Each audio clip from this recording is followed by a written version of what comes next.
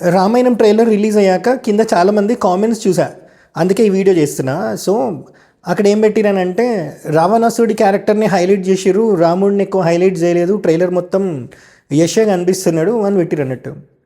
Cinema మొత్తంలో కూడా మీకు రావణాసుడి క్యారెక్టర్ ఎక్కువసేపు ఉన్నా కూడా అక్కడ హైలైట్ అయ్యేది రాముడే. ఎందుకు అని అంటే ఇంతకుముందు ఎట్లుంటుండే అంటే ధర్మం బోధిస్తే చాలు, అధర్మం ఏంటో జనాలకు అర్థమయ్యేది అని ధర్మం మాత్రమే బోధించేవాళ్ళు. అక్కడ ఏమైంది, ధర్మం ఎక్కినంత ఈజీగా ధర్మంలో సూక్ష్మం ఎక్కదు ఎవ్వడికి. అందుకే ధర్మాత్ముడైన రాముడి మీద ఎవడో ఇతర మతం వాడు వచ్చి క్వశ్చన్ చేస్తే హిందువులు డౌట్లో పడుతుంది చూడు, అది దరిద్రం. సో ఇప్పుడున్న ఫార్మాట్లో నేను ఎక్స్పెక్ట్ చేస్తుంది ఏంటి అంటే రావణాసుడి క్యారెక్టర్ అందులో హైలైట్ అయినా సరే అక్కడ హైలైట్ అయ్యేది రాముడే.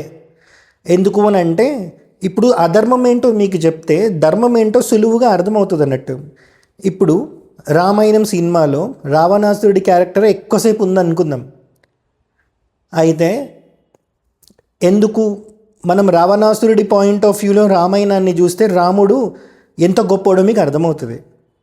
దానికి నేను ఈ మాట చెప్పడానికి ఒకటే ఒక కారణం ఏంటి అని అంటే వాల్మీకి మహర్షి రామాయణంకి 3 పేర్లు పెట్టారన్నట్టు. రామాయణం రాసినప్పుడు ఒకటి రామాయణం, 2 సీతాయాస్ చరితం మహత్, సీతమ్మ లేకపోతే రామాయణమే లేదు కాబట్టి సీతాయాస్ చరితం మహత్, ఇది సీతమ్మ చరిత్ర అని చెప్పుకున్నారు. 3వ పేరు పౌలస్య వధ, అసలు రావణాసురుడే లేకపోతే రాముడు రావాల్సిన అవసరమే లేదు, సీతమ్మ రావాల్సిన అవసరమే లేదు అయోనిజగా. కాబట్టి వాల్మీకి మహర్షియే రామాయణానికి 3 పేర్లు పెట్టారు. అందులో 3వ పేరు పౌలస్య వధ, అంటే పులస్య బ్రహ్మ యొక్క మనవడి వధ అని చెప్పి. సో ఇక్కడ మీరు గమనిస్తే మరి వాల్మీకి మహర్షియే రామాయణానికి 3 పేర్లలో ఇలాంటి పేరు ఒకటి పెట్టినప్పుడు మీకు రామాయణము రావణాసురుడి పాయింట్ ఆఫ్ వ్యూలో మీరు చూస్తే రాముడి ఎలివేషన్ ఏంటో మీకు అర్థమవుతుంది, రాముడు ఎందుకు ధర్మాత్ముడో మీకు అర్థమవుతుంది. స్టార్టింగ్లో చెప్పిన ఇంతకుముందు ఫార్మాట్లో జనాలు ఎట్లుండేవాళ్ళంటే ధర్మం చెప్తే చాలు అధర్మం జోలికి పోకపోయేవాళ్ళు. కానీ ఇప్పుడు ఉల్టా అయిపోయింది. ఇప్పుడు అధర్మం ఏంటో చెప్తే అధర్మం ఎవరైతే ఫాలో అవుతుందో మనకి ఎలాంటి గతి పట్టిందో మనం ఎక్స్ప్లెయిన్ చేయగలిగితే ధర్మం ఏంటో చాలా సులువుగా అర్థమవుతుంది అన్నట్టు. సో ఇప్పుడు రామాయణం అనే సినిమాలో రావణాసురుడి క్యారెక్టర్ ఎక్కువ హైలైట్ అయినా సరే ఫరక్ ఏం పడదు. మీరు చూడండి, మీకు రాముడి గొప్పతనం ఏందో అర్థమవుతుంది. ఈ మాట ఎందుకు చెప్తున్నానంటే ఇంతకుముందు సినిమాల్లో రాముడిని బాగా హైలైట్ చేసేవాళ్ళు. రావణాసురుడు క్లైమాక్స్ కన్నా కొంచెం ముందు సీతాపహరణం తర్వాత మళ్ళీ కిష్కిందకి వెళ్ళడం ఇట్లాంటివన్నీ చూసేవాళ్ళు. మళ్ళీ యుద్ధంలో రావణాసురుడు కనిపించేవాడు. అయితే మరి అన్నిసార్లు అట్లా చూపెట్టినప్పుడు జనాలకి మరి రాముడి మీద ఎవడో వచ్చి డౌట్ క్రియేట్ చేసి ఇంకా డౌట్ ఎందుకు పడుతున్నారు హిందువులు అంటే మీరు ఆలోచించండి మీరు ఏ స్థితిలో ఉన్నారు.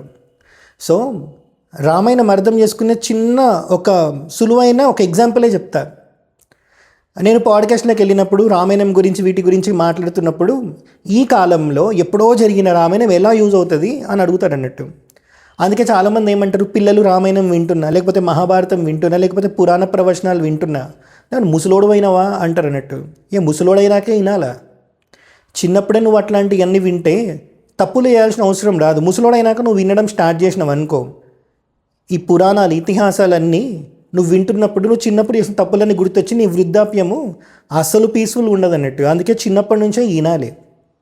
సో ఇక్కడ మీరు చూస్తే నేను ఒకటే చెప్తా చాలామందికి, విశ్వామిత్రుడు పరిచయం అవ్వక ముందు వేరు, విశ్వామిత్రుడు పరిచయం అయ్యాక వేరు.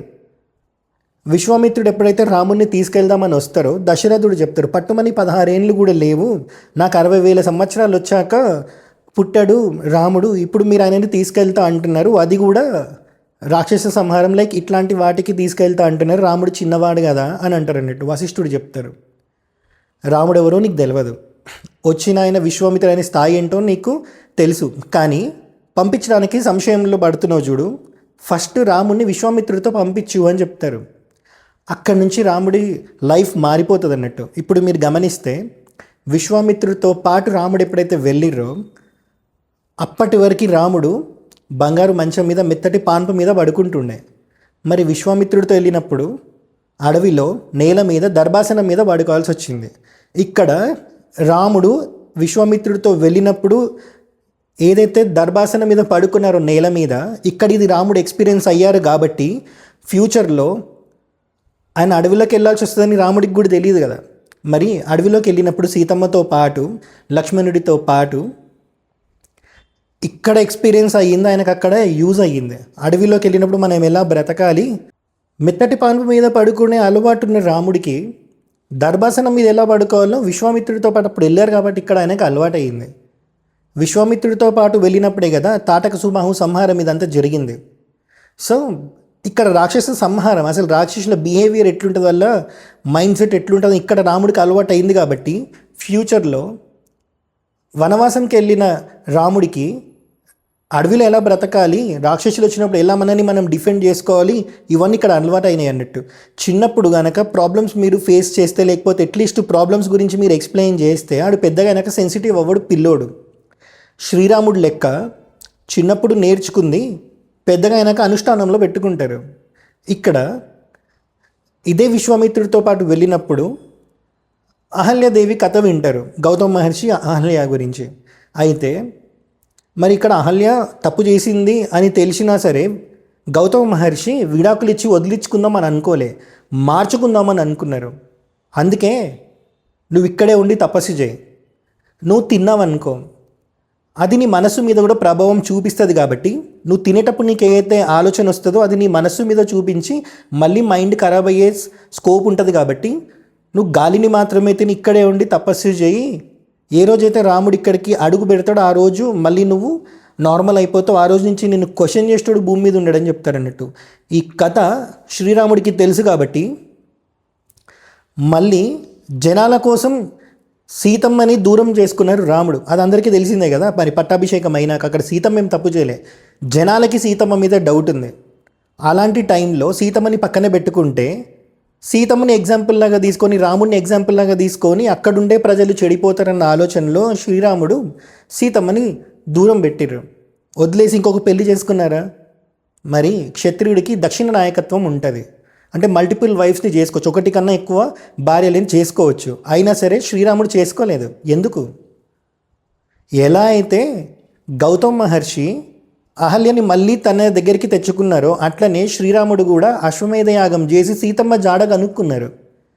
ఇవన్నీ రాముడు చిన్నప్పుడు ఫేస్ చేశారు. రాముడికి ఇవన్నీ చిన్నప్పుడే విశ్వామిత్రుడి దగ్గరుండి ప్రతిదీ చెప్పారు. కాబట్టి ఫ్యూచర్లో జస్ట్ అక్కడ ఉంది కూడా గట్టిగా తిప్పి కొడితే ఓ సంవత్సరం 2 సంవత్సరాలు అనుకోండి, 6 నెలలు అనుకోండి, లేకపోతే ఆ చిన్న టైంలో నేర్చుకుంది 11,000 సంవత్సరాల జీవితం జీవించిన రాముడికి అలవాటు అయిందన్నట్టు. ఇక్కడ చిన్న టైంలో నేర్చుకుని ఆయన జీవితాంతం అనుష్ఠానాలు పెట్టుకున్నారు కాబట్టి రాముడికి అతను రామాయణం అయ్యింది. రామ ప్లస్ ఆయనం, రామ ప్లస్ ఆయనము అని అంటే రాముడు నడిచిన దారి అని చెప్పి, అంటే ధర్మము అని చెప్పి. అందుకే చెప్తారు మీకు ధర్మం తెలియదు అన్నప్పుడు చాలా సులువైన మార్గంలో ధర్మం గురించి తెలుసుకోవాలి అని అంటే రామాయణం వినండి అని చెప్పి. అంతకన్నా సింపుల్ వేలో ధర్మం అర్థమయ్యే రచన ఇంకొకటి లేదనే చెప్పొచ్చు. అది ఆది కావ్యం, మళ్ళీ భూమి మీద జరిగిన మొట్టమొదటి రచన. మరి అలాంటి రామాయణంలో రాముడి గురించి ఇంతకుముందు అన్ని సినిమాలు వచ్చినప్పుడు మరి రాముడి గురించి ఎవరికి అర్థం కాలే. ఇప్పుడు వచ్చి రామాయణంలో యష్ క్యారెక్టర్ అంటే రావణాసుడి క్యారెక్టర్ని హైలైట్ చేసేటప్పటికి రణబీర్ కపూర్ని హైలైట్ చేయలేదు, రావణాసుడిని హైలైట్ చేసిర్రు అంటారు. రావణాసుడి పాయింట్ ఆఫ్ వ్యూలో మీరు రామాయణం చూస్తే రాముడి గురించి ప్రత్యేకంగా మళ్ళీ మీరు చెప్పాల్సిన అవసరం లేదు. అందుకే అంటున్నా, అధర్మం గురించి మీకు తెలిస్తే ధర్మం ఏంటో చాలా సింపుల్గా అర్థమవుతుంది. రావణాసురుడి గురించి చాలా తక్కువ చూపెట్టడం వల్ల రాముడు ఏదైతే పాటించాడో అది అధర్మం అనుకుంటున్నారు చాలామంది. సింపుల్గా చెప్పాలి అని అంటే రావణ సంహారం ఏదైతే జరిగిందో దానికంటే ముందు రావణాసుడు సావు రాముడితోనే వచ్చింది, కానీ వాడు ఓడిపోయింది వాలితో, అంతకుముందు కార్తవీర్యార్జునుడితో. రావణాసురుడి క్యారెక్టర్ ఎట్లుంటుంది అని అంటే గెలుస్తా అన్నప్పుడు యుద్ధం చేస్తాడు, ఓడిపోతా అన్నప్పుడు సంధికి వస్తాడు అన్నట్టు. వాలితో రావణాసురుకున్న ఒక దరిద్రగొట్టు సంధి అంటే ఒప్పందం ఏంటిదో తెలుసా? నా పుష్పక విమానం నువ్వు అనుభవించవచ్చు, నేను అనుభవిస్తా, నేను ఏదైతే భూమిని కబ్జా చేసుకుంటానో నువ్వు అనుభవించవచ్చు, నేను అనుభవిస్తా, ఇట్లాంటివన్నీ పెట్టుకుంటారు అన్నట్టు. మరి ఇది ఎవడు సినిమాలో చూపెట్టారు మీకు, ఇది రామాయణం చదివితే ఉంటుంది. రామాయణ ప్రవచనం మీరు వింటే దీని గురించి తెలుస్తుంది. ఇంకా మీరు ఆలోచించండి ఆడి క్యారెక్టర్ ఎట్లాంటిది అనేది. రావణాసురుడు సీతమ్మని ఎత్తికెళ్ళాడు కానీ బలవంతంగా అనుభవించలేదు. కానీ శ్రీరాముడు సీతమ్మని తెచ్చుకున్నాక కూడా మళ్ళీ ఎవడికో డౌట్ ఉందని చెప్పి అడవిలోకి పంపించిండు అని చెప్పి ఇక్కడ శ్రీరాముడి మీద డౌట్ పడుతున్నారు అన్నట్టు. మీకు అందుకే రామాయణం తెలియదు. అందుకే అంటుంది రామాయణం రావణాసురుడి పాయింట్ ఆఫ్ వ్యూలో చూస్తే మీకు అర్థమవుతుంది. ఆడేం మీ పెద్ద పతివ్రత ఏం కాదు రావణాసురుడు. సీతమ్మని తీసుకెళ్ళాడు కానీ ముట్టుకోలేదు, అనుభవించలేదు అని చెప్పుకోవడానికి. ముట్టుకుంటే ఏమవుతాడో ఆయనకు కూడా తెలుసు, అందుకే ముట్టుకోలే, చచ్చిపోతాడు ముట్టుకుంటే. సో ఆడికి సీతమ్మని ముట్టుకుంటే భయం కాబట్టి, ఆడు సీతమ్మని ముట్టుకుంటే చచ్చిపోతాడు కాబట్టి ఆడు టచ్ చేయలేదు అంతే.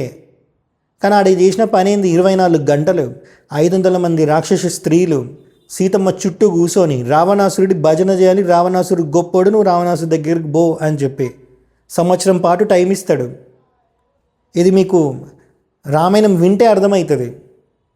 సినిమా మొత్తంలో రాముడిని హైలైట్ చేసి రావణాసుడి క్యారెక్టర్ని ఏదో కొంచెం చూపెట్టినందుకు మీకు ధర్మం అర్థం అవ్వక, ధర్మంలో ఉన్న సూక్ష్మము అర్థం అవ్వక రావణాసుడిని హీరోని చేసిర్రు. ఒకసారి సీతమ్మని అపహరించినాక వాడు ఎన్ని కథలు పడతాడో అవి చూస్తే మీకు తెలుస్తుంది. అందుకే ఎక్స్పెక్ట్ చేయండి. రావణాసుడి క్యారెక్టరే ఎక్కువ ఉండి రామాయణం ఏదైతే చూపెట్టారో అది మాత్రమే అందులో చూపిస్తే రావణాసుడి క్యారెక్టర్ ఏంటో మీకు అర్థమవుతుంది. అప్పుడు రాముడికి ఎలివేషన్ ఎవడు ఇవ్వాల్సిన అవసరం లేదు, నీ అంత నువ్వే, నీ లోపల ఒక ఎలివేషన్ వస్తుంది శ్రీరాముడికి. అందుకే అంటుంది, అధర్మం అర్థమైనప్పుడు నీకు ధర్మం ఏంటో అర్థమవుతుంది. ప్రత్యేకంగా ధర్మం గురించి చెప్పాల్సిన అవసరమే లేదు. మారీచుడే అంటాడు రామో విగ్రహవాన్ ధర్మ అని చెప్పి. అందుకే కదా మారీచుని కూడా వాల్మీకి మహర్షి ఆ సందర్భంలో చెప్తారు, మారీచస్య మహాత్మనః అని, మహాత్ముడైన మారీచుడు అని చెప్పి. ఎందుకంటే రాముడి గురించి మారీచుడికి అర్థమైంది. రావణాసుడికి వాన్ చేస్తూనే ఉంటాడు, అయినా సరే రావణాసుడు దేనికి వినడు, కామంతో కొట్టుకుదొస్తుంటాడు కాబట్టి వినడు.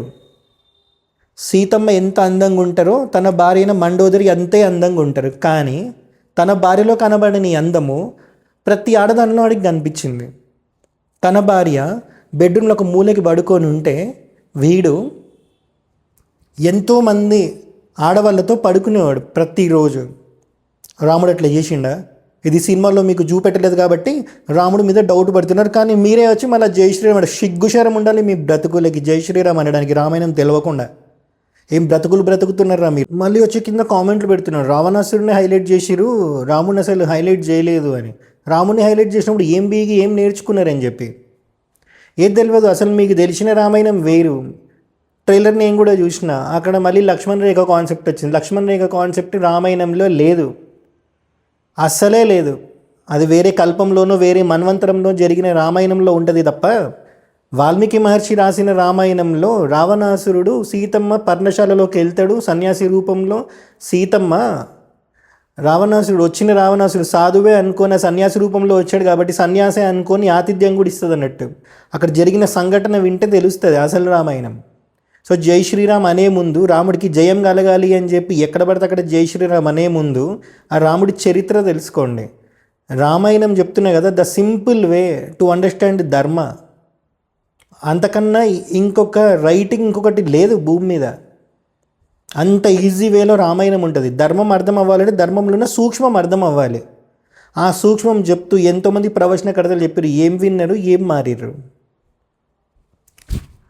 జై శ్రీరామ్. హర హరం మహాదేవ.